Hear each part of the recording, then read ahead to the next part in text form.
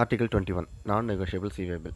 Okay, so non negotiable அப்படின்றத பார்க்கறதுக்கு முன்னாடி நெகோஷியபிள் சீவேபிள்னா என்ன அப்படின்னு பார்க்கலாம். ஸோ இப்போ ஆர்டிகல் 20ல் நம்ம பில் ஆஃப் லேடிங் சொன்னோம்ல, அதெல்லாம் நெகோஷியபிள் சீவேபிள் தான்.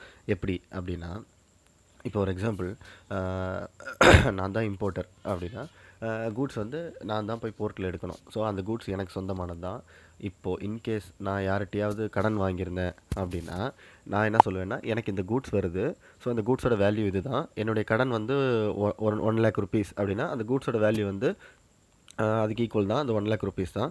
ஸோ அந்த கூட்ஸ் எனக்கு வேணாம், எனக்கு பதிலாக நீ போய் எடுத்துக்கோ அப்படின்னு நான் கடன் வாங்கின ஆள்கிட்ட என்னோட பில் ஆஃப் லேடிங்கை என்டாஸ் பண்ணி ஆன் பிஹாஃப் ஆஃப் மீ இந்த பார்ட்டி வந்து கூட்ஸ் எடுத்துப்பார் அப்படின்னு சொல்லி என்டாஸ் பண்ணி கொடுக்க முடியும். அதாவது ஃபர்தராக நெகோஷியேட் பண்ணி, நெகோஷியேட்ன்ற மீனிங் என்னென்னா பேரம் பேசுறது. நான் ஃபர்தராக பேரம் பேசி என்னால் பார்கெயின் பண்ணி நான் இன்னொருத்தருக்கு அதை சேல் பண்ண முடியும் அப்படின்னா தான் அது பில் ஆஃப் லேடிங், அதாவது negotiable bill of lading.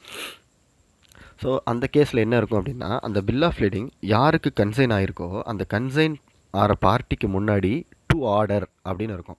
So for example, இப்போ ஏபிசி ப்ரைவேட் லிமிடெட் அவன் தான் இம்போர்ட்டர் அப்படின்னா, consignee to order ABC private limited அப்படின்னு இருக்கும். அப்போ ABC private limited in case goods எடுக்க முடியல அல்லது யாருக்காவது ஃபர்தராக இதை என்டாஸ் பண்ணணும் அப்படின்னா, இந்த பில் ஆஃப் லேடிங்கோட பேக் சைடில் திஸ் இஸ் ஃபர்தர் என்டாஸ் டூ அப்படின்னு சொல்லி அந்த இன்னொரு பார்ட்டியோடைய நேமை மென்ஷன் பண்ணி என்டாஸ் பண்ணி கொடுத்துருவான்.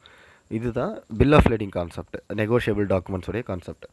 பட் நான் நெகோஷியபிள் சீவேபிள் அப்படின்னா என்னென்னா, அந்த கன்சைனின்ற ஃபீல்டில் டு ஆர்டர் அப்படின்னு இருக்காது, ஸ்ட்ரெயிட்டாக கன்சைன் ஆகிருக்கும், consigned to ABC private limited. So இந்த இதோட மீனிங் என்ன அப்படின்னா, அந்த ஏபிசி ப்ரைவேட் லிமிடெட் தவிர வேறு யாராலையும் போய் கூட்ஸை எடுக்க முடியாது அட் எனி காஸ்ட். ஸோ ஃபர்தராக இந்த டாக்குமெண்ட்டை வச்சு அவனால் பார்கெயின் பண்ண முடியாது. அதுதான் நான் நெகோஷியபிள் சீவேபிள். ஸோ ஆர்டிகல் 20க்கும் 21க்கும் இந்த நெகோஷியபிள் மட்டும்தான் டிஃபரன்ஸே தவிர மீது எந்த டிஃபரன்ஸும் கிடையாது.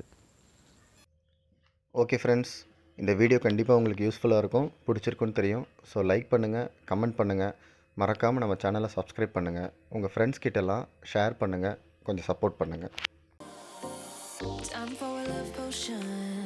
Little sweet and spice, throw it all in a cauldron, mix it up real nice, fire in my eyes, stir count